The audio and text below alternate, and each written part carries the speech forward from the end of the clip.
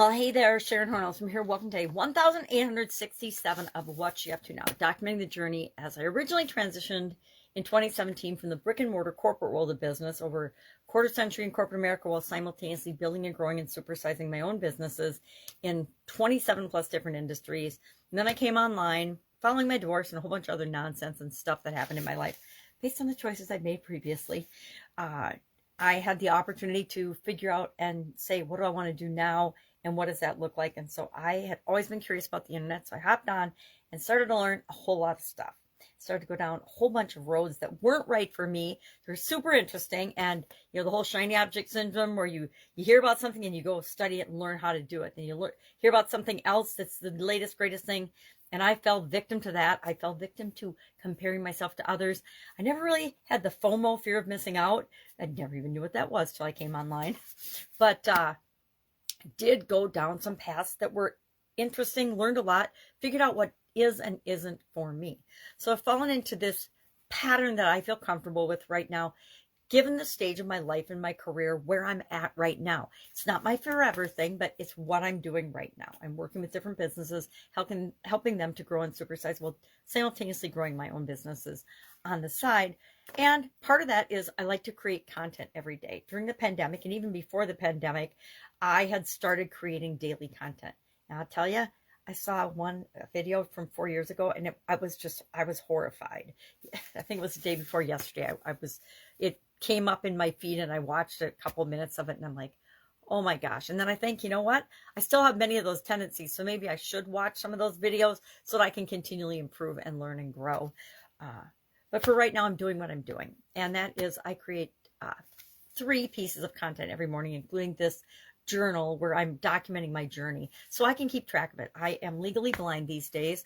And so I had to find a creative way to keep track of what I'm doing without having to depend on writing things down, etc. I do still write things down, mainly for memory and retention.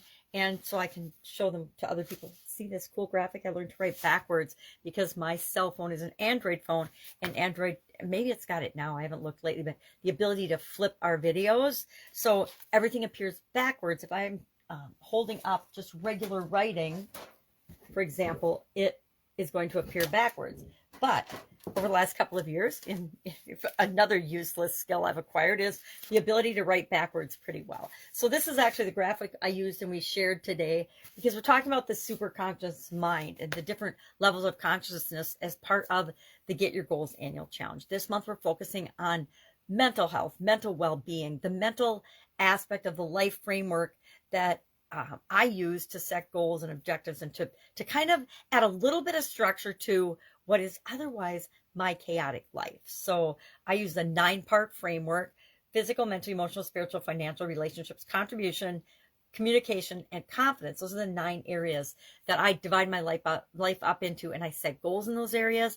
I have long-term legacy goals in those areas, and I break those down every year into what do I need to do this year to make sure I'm going to achieve those lifetime goals. And then I break those down into smaller and smaller and smaller pieces and set action steps and things. If I can get it down to a single daily action for each area of my life, I feel like I'm making progress no matter what every day because I automate some of those things. So even if I have a bad day, we all have bad days, right?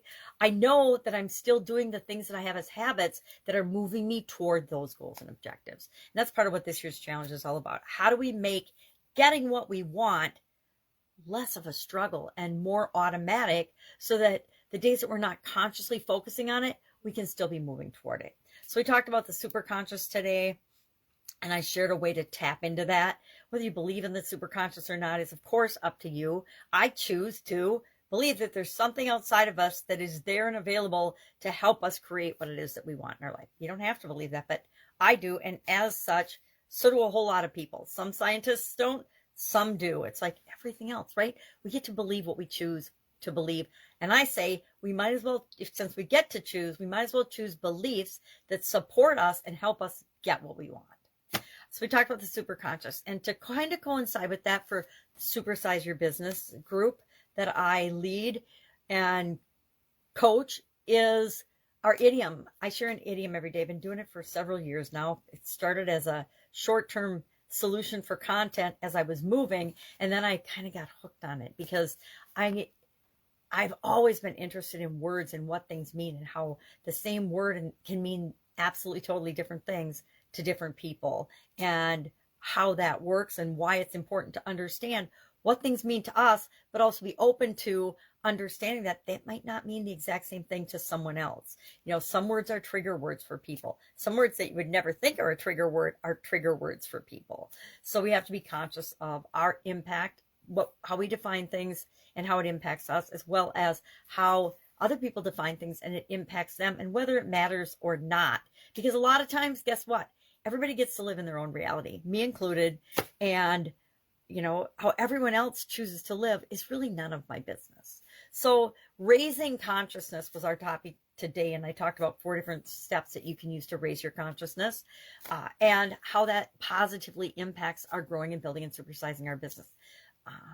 Then I also found another leveling of consciousness that I shared today about, it's actually our levels of awareness and the different stages we go through as we evolve as human beings. I thought it was interesting. All right, that's what I'm working on today. Kids are going snowboarding, so I'm hanging out with their beautiful daughters.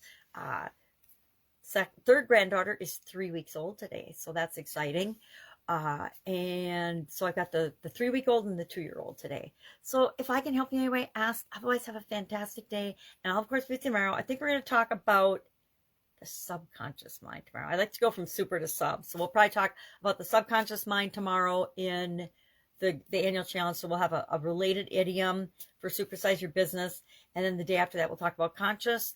And we may go into our goal setting for the mental area, an aspect of our life right away, or we might wait till after we do the soul framework. I haven't quite decided yet. Guess what? That's the cool thing about leading your own things. You get to choose and decide when it's right to do different things.